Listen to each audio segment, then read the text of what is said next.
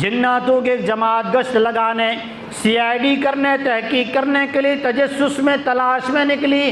चक्कर लगाते लगाते जब हरमैन शरीफैन में पहुंची, मेरे आपके नबी, सारे जहां के नबी, नबियों के नबी, इमामुल अंबिया मोहम्मद मुस्तफ़ा सल्लल्लाहु तआला अलैहि वसल्लम को नमाज की हालत में पाया।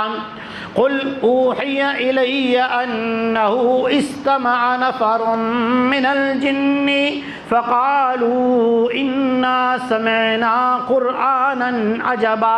एक बेहतरीन कुरान हमने सुना, यहदी इलर रुश्दि फ़आमन्ना बिही। ऐसा कुरान है जो इंसानों को गुमराही से, जलालत से, मुश्किलों से, आफतों से, जुल्म व जफ़ा से, आपसी सारे खरफशारों से, झगड़ों से, सारी चीज़ों से निकाल कर यहदी इलर रुश्दि फ़आमन्ना